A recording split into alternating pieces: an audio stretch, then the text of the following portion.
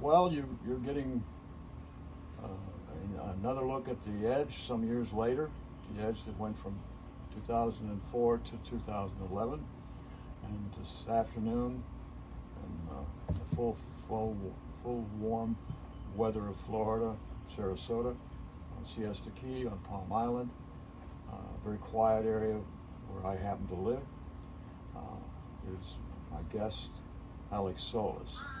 Alex, I got to meet Alex on a radio show some years ago, and Alex has been an interesting person. He got himself into some difficulties along the way.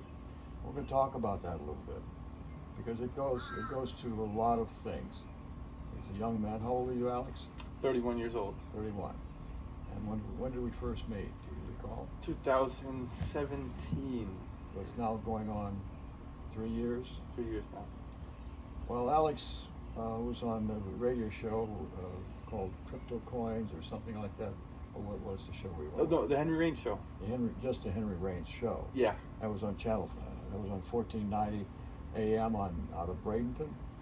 And Alex was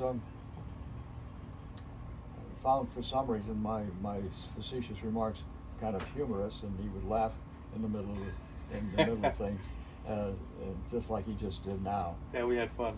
And he found it enjoyable. And but what got interesting with Alex, and in a good way, because it kind of put us in the same plane a little bit.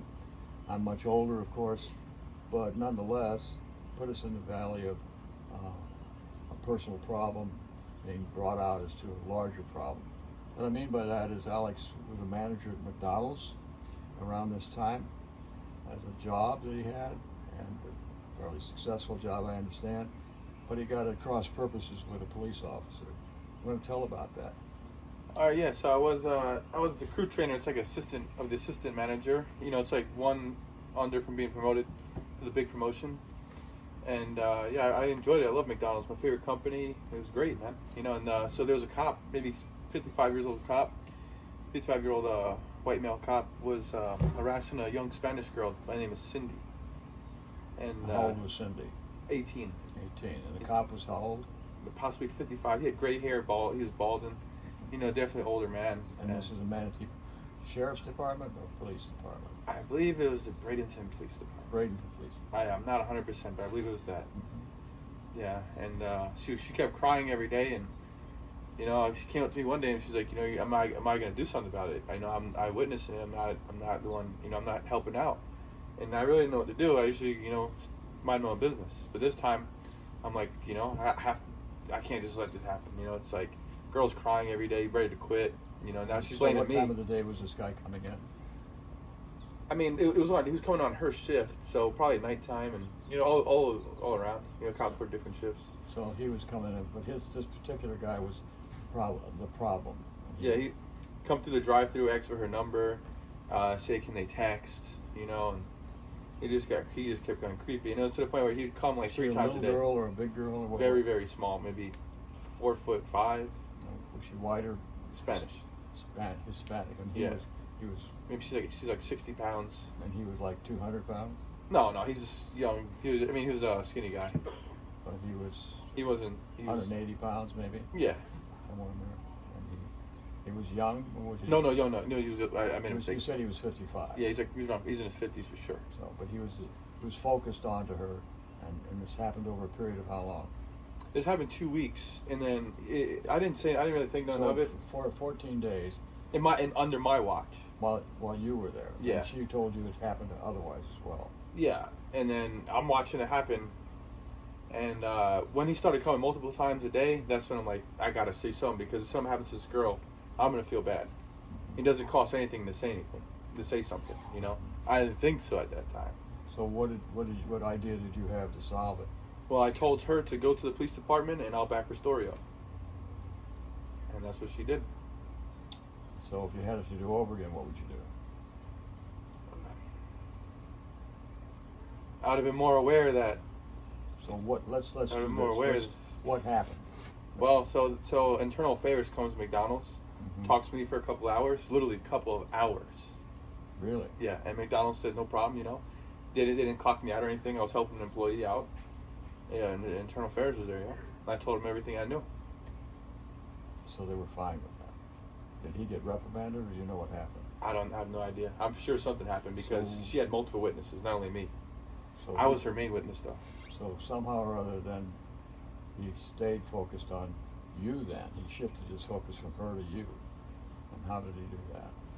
I guess he got his buddies to put the I guess they looked up my address somehow in the system, and they do police bike stings, which all right, you know, I They do understand. Police what? Bike stings. They put a bike on the side of the road. Whoever touches They it gets do arrested. a sting and they use bikes to conduct the sting. Yeah, which I don't know who made the idea up. It makes no sense. So the stings are meant to look that if the bike is put somewhere and you touch it or pick it up, that what does that do? It allows them to arrest you for having your hands on somebody else's. Yeah, bike. grand theft, You charge grand theft. felony. Yeah, because they say the bike's over $500. So the value of the bike, and the bike is used, and it's probably something that the police department has picked up in some other process. Confiscated. So it's not really cost them anything. So it's not a theft of money from ownership of the police department of that bike, but of the value that the bike represents. And what time of the day did you find it by your house? So I used to go to work every day at 5 a.m. Schedule never changed for a year. This is on Cortez or where? 14th Street. 14th Street. Yeah, so at 4:30, I leave the This house is 4:30. Bradenton, Florida. Yeah, Bradenton, Florida. Yeah, I left at 4:30 a.m. See a bicycle on the like when you walk outside your house, you have a sidewalk. Mm-hmm. So there's a bicycle on that sidewalk. So I literally have to walk over the bicycle to get to. Step over the bike. Yeah, I have no choice, or I can walk around it. So if you didn't pick it up and move it, you'd have to step over it. Yeah, or walk around it. Or walk. It was in my path, no matter what. So It was it was- guaranteed in my path, guaranteed. It was going to impede somebody either picking it up or moving it or something. So if they picked it up and moved it, that was sufficient for the police to do what? What'd they do? That's a crime. It's theft. Mhm. Now I looked it up because I'm like, you know, I didn't jump on the bike and ride off with it. I just picked it up, checked it out, and I looked under what theft is under Florida. It's technically if you hand me your cell phone, or if I take your cell phone and I give it back to you, I stole the cell phone from you for a matter of time. You took possession of it. Yeah, for a matter of time. So that's theft. If So I this- take your possession, put it in my possession, even for a half a second, I stole from you. That's Which- quite a stretch of the law, isn't it? Yeah. So if you pick up a $5 bill on the side of the road, you stole that $5 bill. It's not yours, even if nobody claimed it. Somebody does claim it, you're going to jail. That's quite a law. Yeah, because you didn't take it out of nobody's yard. You didn't go to nobody's house. You didn't go to nobody's wallet for the $5 bill. Mhm. It was simply left there, Mhm. like trash. In my opinion, there should be a law saying, "Hey, it's a trash law. If you left something there, you don't want it. It's not yours anymore. It's not yours until you claim it. You claim it, you get it back."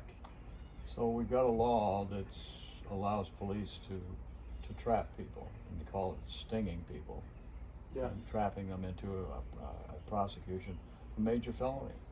Yeah, a felony. That's no more voting. It wasn't. You know, I've been arrested for trespassing. You know, I got to argue with my mom, trespassing, but that's it. That's the only thing on my record.